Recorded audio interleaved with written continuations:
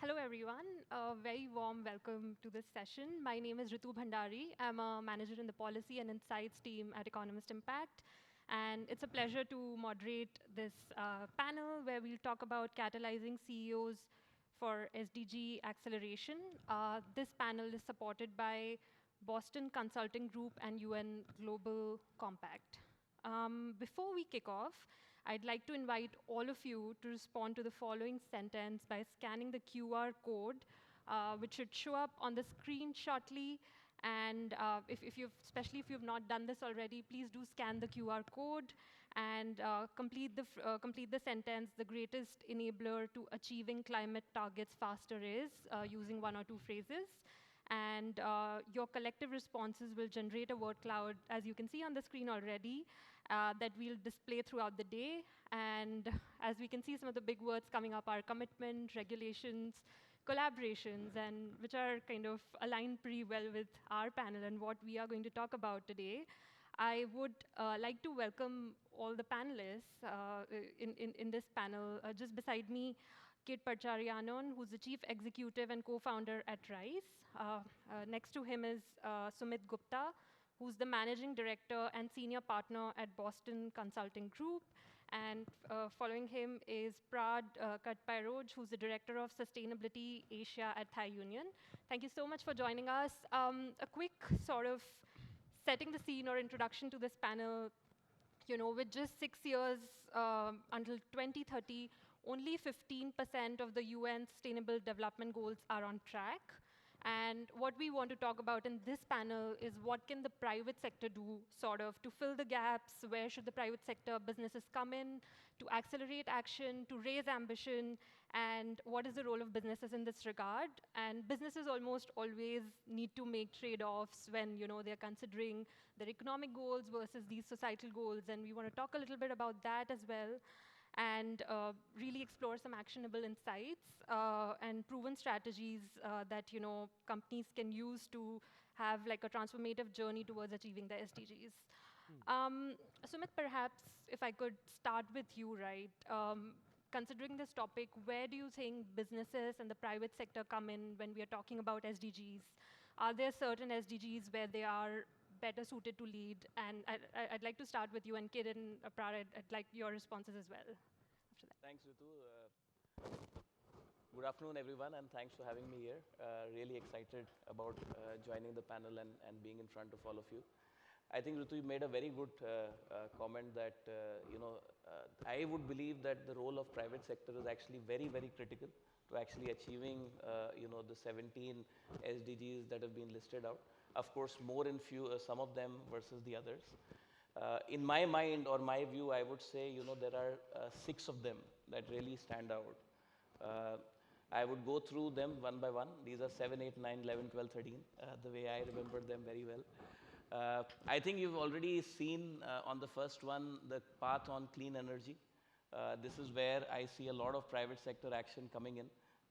It's a lot more economical in certain kind of geographies versus the others. But I think just the movement and shift to clean energy is I think, something which is a given. It needs to happen. It's accelerating. Srijit in the previous panel mentioned that it is something which is picking up pace very fast, faster than what we have expected. Of course, it needs to be much faster than that as well. So I think that's one. Second, I think, this entire thing around economic growth. I think private sector is a key contributor. I think all of us sitting in this room know today that if the climate targets don't get met, even if we are at the 2-degree path, which I personally believe is a very difficult one to tread on, right? The world GDP is going to get impacted by 4.5%. The number can lie anywhere in between. This is one of the core areas where I believe, private sector through its actions around new green businesses, around, a separate green economy, can actually a lot more through investments and actually, R&D to actually ensuring that there is a large part of this GDP decline actually comes back. The third, I would say, is the entire thing around joint innovation, industry collaboration. I think R&D, innovations through startups is one thing which is very, very, very critical. A lot of the problems that we are facing today are solvable, They are solvable through efforts, through innovation, and that's something which private sector can really charge up with the energy, ambition, passion that they have. If I move ahead, I think the entire thing around sustainable cities and infrastructure. I think that's where a lot of our real estate companies can contribute. Of course, the master plans continue to get developed by the governments, but there is an active intervention. We've seen so many cities come up across the world where private sector has taken a lead and actually gone ahead and implemented LEED and several other green construction methodologies already today. If I move on, I think climate is my passion area. I think that is one thing where I am seeing active action come in from decarbonization on green economy, on companies taking over market access for green and sustainable products ahead of time, which is again going to help us impact one of the sustainability goals. And finally, if I just look at the overall, the logistics, the ensuring that the circular economy works together to ensure there is sustainable production and consumption. I think that's again a very, very big area where private sector can act on. I think overall, if I was to just summarize, I think private sector can push in increasing the ambition that we have set for ourselves. That's one. And then second, I think just ensuring that we continuously move ahead on that path to actually achieving those aspirations and ambition and contribute to making that happen. Thank you. Thank you so much, Sumit. You provided like a clear sort of overview of which goals the sector can target. Do you agree with that? Do you want to add anything to that? Yeah, absolutely. I think Sumit summarized it well, like covering all the key point, right? But for me, yeah, like coming from Rise, I think we really align with that goal, right? So basically, a bit about Rise, we're innovation company focusing on like new S-curve and also sustainability. Yeah, we're helping over 500 firms across Southeast Asia, yeah, to innovate faster and also be able to reduce like carbon emission. Yeah, and I think coming back to us, like what we can do, I think we're focusing on kind of like the goal 8, yeah, which is like aligned with our mission, crazy mission that we had 7 years ago, which is we want to help drive 1% of GDP growth for the whole Southeast Asia, while at the same time reducing 1% of the carbon emission for Southeast Asia. So that's touched kind of like 2 goals. Yeah, like so one is like the economic growth, which is the goal 8. Yeah, that we want to help push bringing innovation from anywhere in the world and working with the local corporate, the government, like a state-owned enterprise here in Southeast Asia. And also on the 13th goal, which is the climate action, right? So we also think that we be able to bring this technology, yeah, from anywhere in the world, yeah, to help reduce like carbon emission globally. Interesting. Both of you highlight those goals around economic growth and climate, right? And Sumit, a lot of other goals you highlighted around cities and also interact almost with those 2 goals. And we should talk about some of the trade-offs there. But Prad, I just wanted to come to you for a quick comment on that.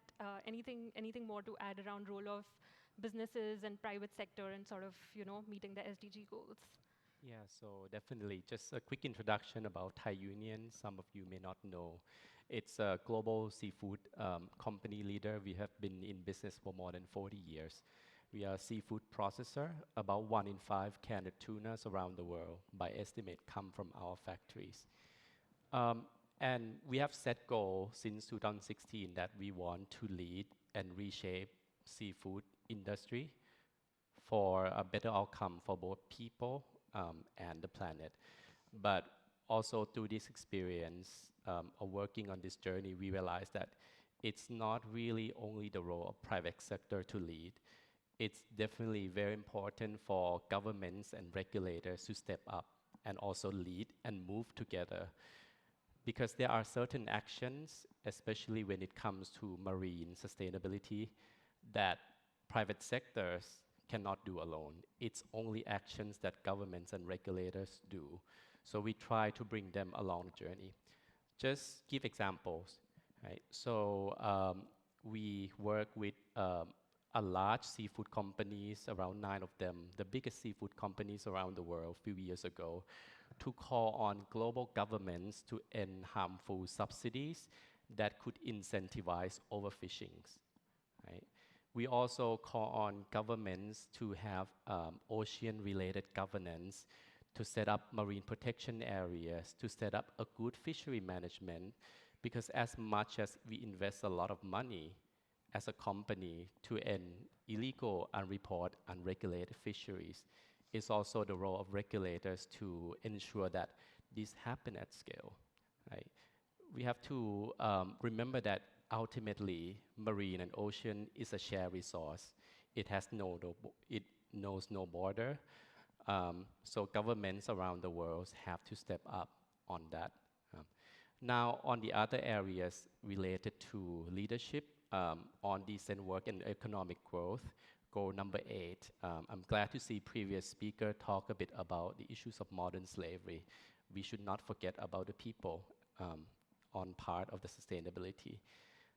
Examples of where we lead. A few years ago, we launched a pilot program to ensure that Thai fishing vessels have digital traceability of seafood on board, and also install telecommunication devices on board fishing vessels so that fishing crews can have access, can communicate to NGOs, to their peers and the families back at home.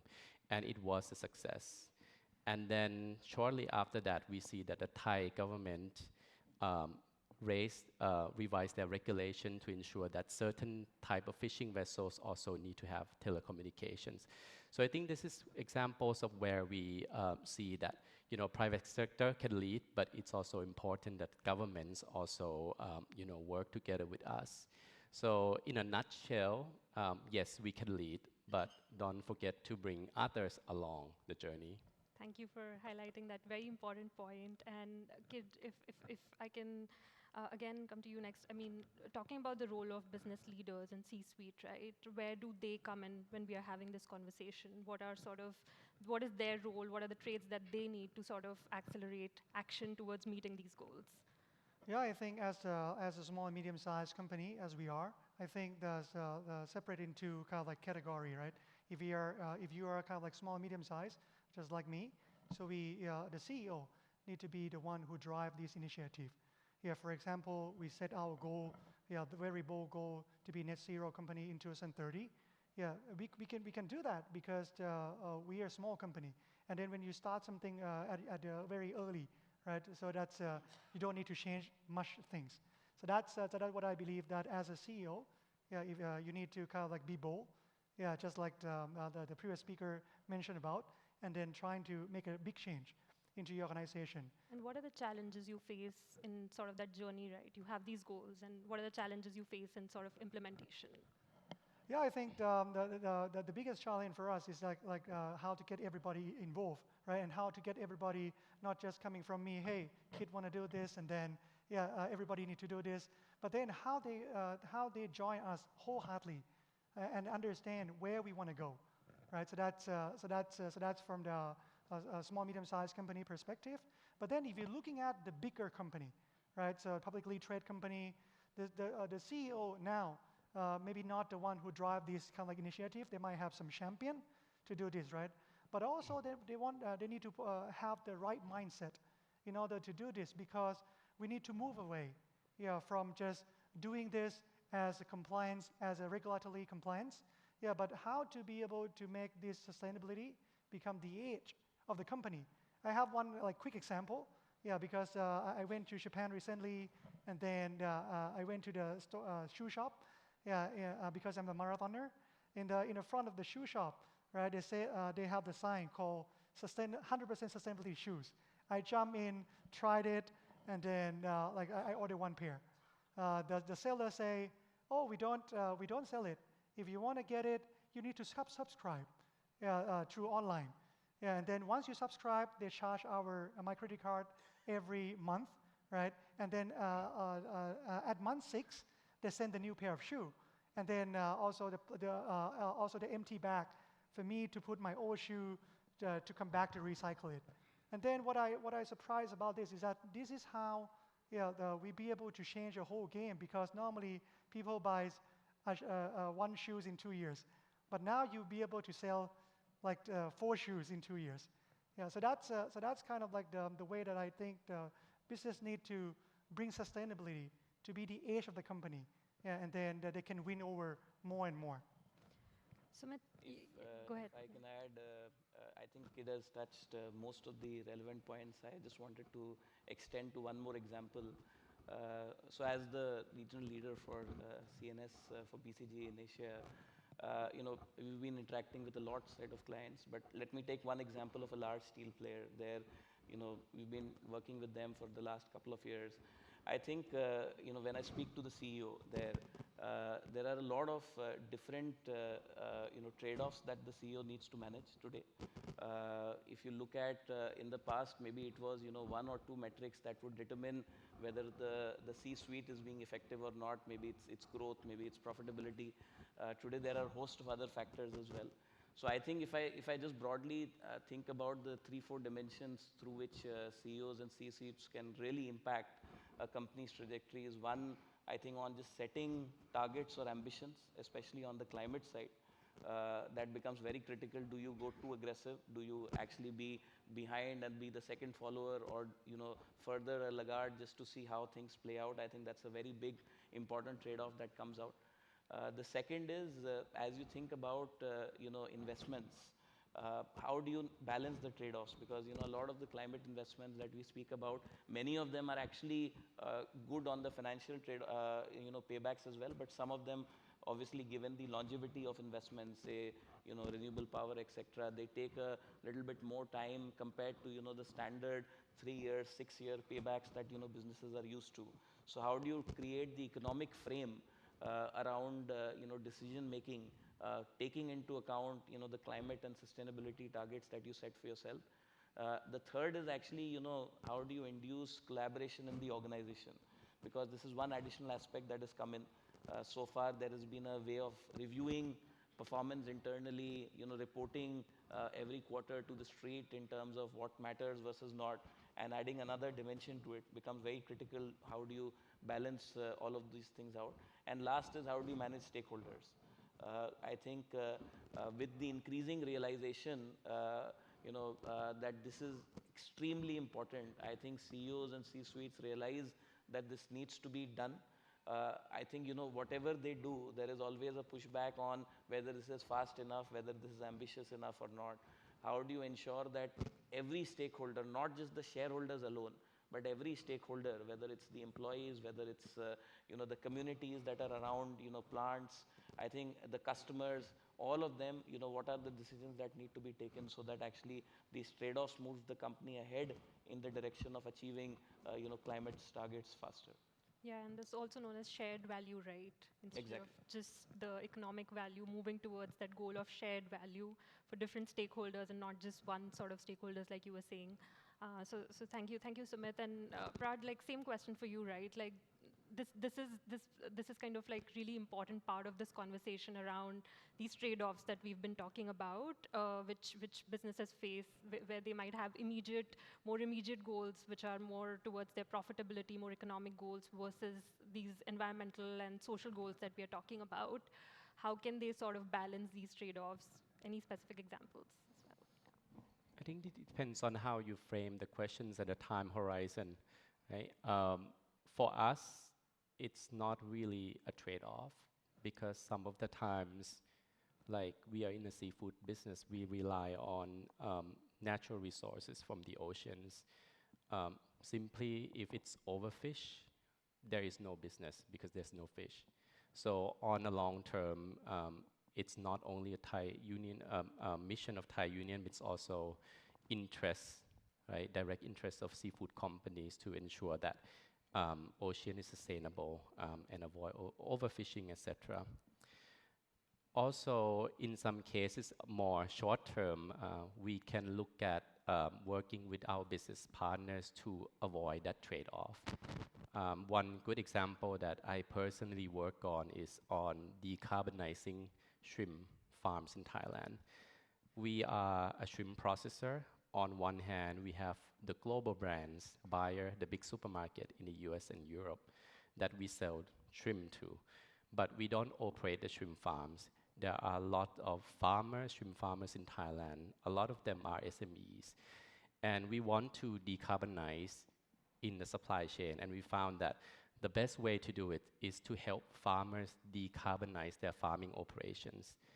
But the part way to get there require a lot of capital expenditure, right? Whether you have to install solar panels on farms, technologies to improve efficiency on farms, etc. This is very costly for farmers, especially when they have limited access to finance to banks in Thailand. So we are working on a project to ensure that customers on the other end of the value chain have enormous willingness to pay extra premium, right? So that cost can be passed down and help to subsidize the far end, like far end farmers, so that they can have some funding to invest in those technologies. So in that way, the trade-off is avoided. And how do you assess that willingness if consumers do have that willingness to pay that extra cost? Like, how do you assess that? So we don't, in that model, we don't work directly with consumers. We work with customers. So these are supermarkets, right? So on their part, they have to do their homework, and they found that, yes, they have willingness to pay. And it's not only about willingness to pay, because we have to remember that players across value chains, including these supermarkets, they all have sustainability goals. They all set decarbonization goals, right? So it's not only about them willingness to pay, right? But they also have to pay because they need to meet their commitment. Thank you, Prad. Sumit, one question for you, and I mean, just want to remind the audience that I'll come for a Q&A right after this, so do kind of make a note of any questions that you might have. We've been talking a lot about goals and different stakeholders that we need to kind of keep in mind, and really good examples from all of you as well there. How can businesses track progress and return on investment once they have these goals, right? What metrics can work here? So I think, if I really think about, how can businesses really measure progress, I think it's extending the standard methodologies that businesses any which ways use today to actually incorporate the additional aspect or dimension of sustainability, climate impact as well. So we need to be very clear. One, establishing the ambition. Second, having the right set of KPIs which actually measure the impact or the ambition that you want to achieve, not over a period of 25 years, but actually, what needs to be done next year, next to next year, every year till 2030 and beyond that as well. The second thing is the way that businesses need to, take decisions on these KPIs, I think needs to now have a more holistic frame. We are all cognizant of the term ROI, or return of investment. I think we need to think about something different. We need to think about TSI, a total societal impact, or social return on investment, which encompasses not just the pure economic return that the company can make, but also the long-term societal benefits, which in turn will come back and actually benefit the company over a longer period of time as well. As we make decisions about technology investments, about any large business model change, I think a thorough life cycle assessment, incorporating impact, again, not just on business income and profitability, but also on, the different stakeholders that we spoke about, and hence what positive or negative impact it can have, I think becomes important as well. Many companies I have seen across Asia, whether it's Australia, Southeast Asia, here in Thailand, as well as back home in India, actually now incorporating internal carbon pricing mechanism. While we of course await the development of formal compliance carbon markets, there is already a very good prevalent mechanism of internal carbon markets that's been set up, which actually helps estimate the returns, taking in cognizance what will be the cost price of carbon in the years to come, and the mitigation mechanisms or the offsets that we'll need to use.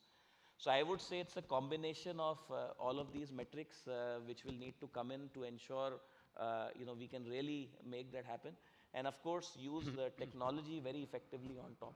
to ensure that we are actually aware of progress against all of these KPIs, the returns, the TSI that we place, not just on a 10-year horizon basis, but more on a quarterly, monthly, annual basis as well. And that's where digital analytics all comes in. Thank you for bringing in that role of technology as well, Sumit. And I'll come back to you, Kit, for your final thoughts. But I want to check if there are any questions in the room.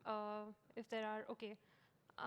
Can we pass the mic? We have time for 2 questions. We can take them together, and then whoever kind of wants to answer, please feel free to go ahead. Hi there. Probably a little disappointed, but not entirely surprised that SDG 5 wasn't mentioned by any of you on stage. Does anyone know SDG 5? Gender equality. What are you doing to promote the women in your companies, particularly Prad in the blue economy, where women play a massive role in those smallholder SMEs that you just mentioned? Thank you for that question. Really important one. There was another question here, if we can take that as well, and then we can answer these together, if that's all right. Can you pass the mic here?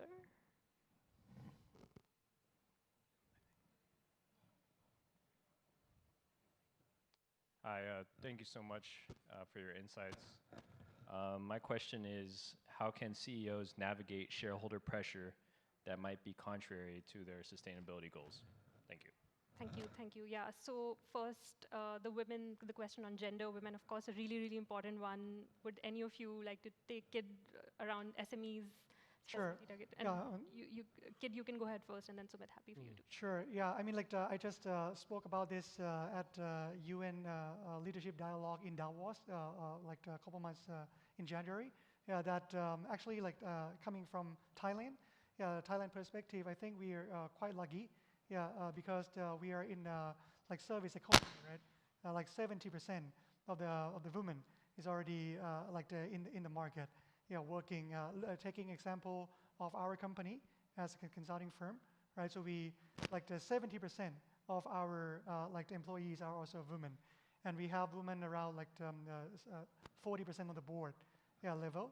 Yeah, so I think that's why I haven't mentioned this, because I think we're lucky that we are here, and then we already kind of doing that. Yeah, and then that's a less gap comparing to other countries.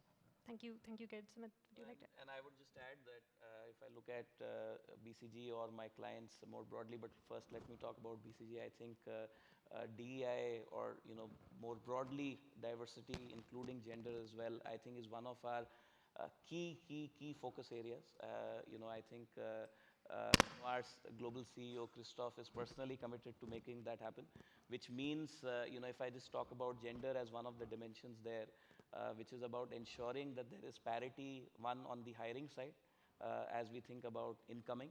The second is actually ensuring that there is adequate support that's ensured throughout the journey of any of the employees that join in. And of course, at the senior leadership levels, ensuring, driving more thrust towards ensuring that there is representation across gender, caste, everything, all the dimensions of DEI as well. And if I just more broadly think about it as well, right now, if I look at many of my clients across the region as well, I think this is one of the key aspects that everyone is thinking about, trying to make this happen, and efforts are underway. So it's a critical aspect. I think, is there enough progress? No. There's more needs to be done, definitely. Is there action in play? Yes. And I would definitely see that over the next 2, 3, 5 years, the overall diversity metrics going up significantly higher versus what they are today. We are at time, Prad. I would address the second question to you on balancing the economic goals versus sustainability. We have talked about it in the panel a little bit, but just some final thoughts in 30 seconds, because we are sort of at time. I would emphasize again on the reinforce my answer to the previous questions, right? There is really no need to balance, because actually the risk to people and the risk to the planet is the risk to the business. And governments around the world are making sure of that, right? So if we look at the EU regulation, I know they are considering to mandate environmental and human rights due diligence, right? So if you don't conduct that due diligence, companies operating in Europe, right, then there could be fine to the company, right? So there could be penalties and consequences. So I think we see converging that the interest of people and the planet is also interest of the company. Thank you so much again, Kid, Sumit, Prad, for kind of your time and joining this panel. Thank you so much, everyone, for your